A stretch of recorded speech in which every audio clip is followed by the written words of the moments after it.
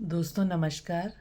मैं doctor Veema Gupta as a counsellor, as a parent coach आज फिर से आपके सामने एक नए टॉपिक के साथ उपस्थित हुई हूँ। जैसा कि आजकल सभी पेरेंट्स के लिए एक शायद ही कॉमन टॉपिक रहेगा, क्योंकि आजकल एग्ज़ाम्स चल रहे हैं, चाहे वो सीबीएसई के हों, चाहे यूपी बोर्ड के हों या उत्तराखंड बोर्ड के। हर स्टेट में कोई ना कोई एग्ज़ाम चल रहा है और एग्ज़ाम्स को लेके, चाहे वो होम एग्ज़ाम्स भी हों दोस्तों, हमारे बच्चे कहीं ना कहीं बड़े परेशान रहते हैं, एक डर में समाये रहते हैं एग्ज़ाम के नाम से। तो दोस्तों, आज मैं बात करूँगी, जो मेरा आज टॉपिक रहेगा वो रहेगा how to protect your child from the phobia of exam.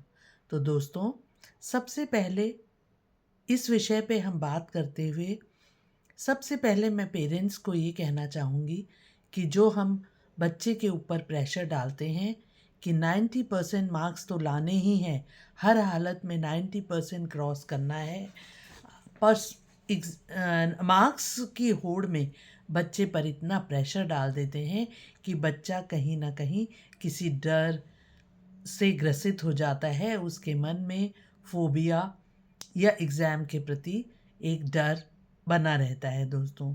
तो ये डर का प्रेशर, डर जो कारण है, डर का कारण पेरेंट्स का मार्क्स को लेकर प्रेशर भी बहुत बड़ा रोल प्ले करता है दोस्तों। हमें ये ना कह के कि आपको इतने मार्क्स तो लाने ही हैं, दोस्तों आपको कहना है, आपको पॉजिटिव सेंटेंसेस बोलना है कि तुम मेहनत करो बच्चा, तुम अपना बेस्ट दो, हम तुम्हारे साथ हैं, तुम अपनी पूरी कोशिश करो और उस कोशिश में जहाँ तुम्हें आवश्यकता होगी हम तुम्हारे साथ हैं। फिर बात आती है सेकंड, रिजल्ट नहीं एफर्ट्स पर फोकस करना सिखाएं दोस्तों।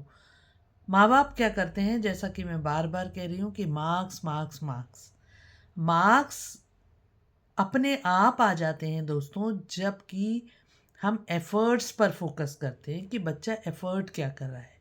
साल भर कंसिस्टेंट होके जब बच्चा पढ़ाई करता है, छोटे छोटे उसके सक्सेस पे, छोटी छोटी जीत पे, छोटे छोटे, चाहे वो मंथली टेस्ट हो, चाहे वो क्लास टेस्ट हो, उसमें जब वो अच्छे मार्क्स लाता है तो उसे किसी न किसी रूप में सेलिब्रेट करें, चाहे उसकी तारीफ़ करके, चाहे उसे छोटी सी पार्टी अरेंज करके, या घर में ही कुछ उसके लिए अच्छा बना के।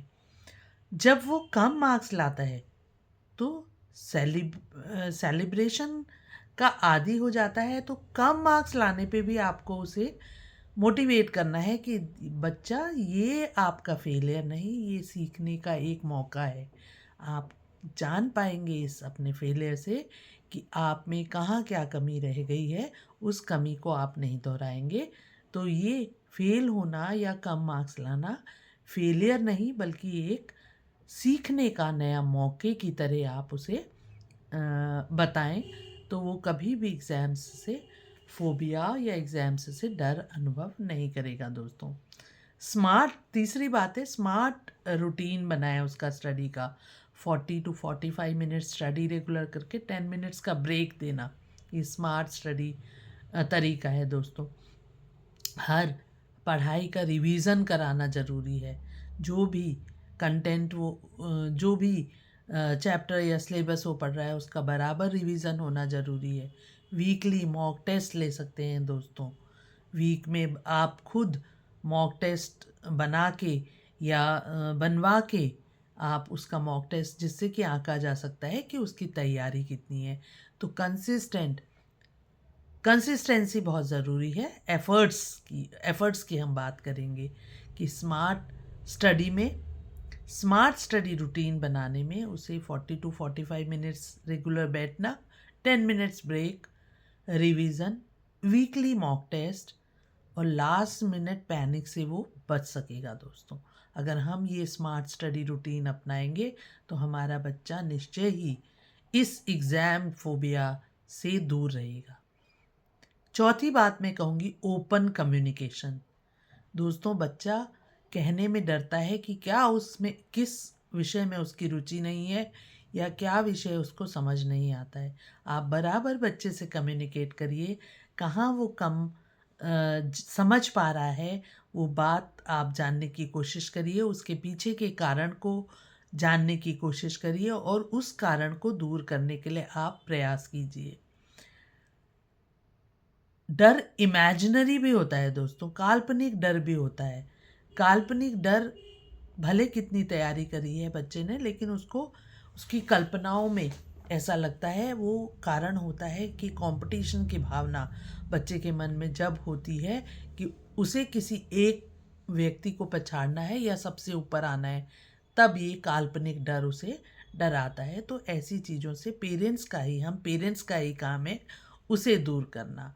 तो ओपन कम्युनिकेशन हम हमेशा अपने बच्चे के साथ पढ़ाई को लेके करेंगे तो हम एग्ज़ाम फोबिया दूर कर पाएंगे।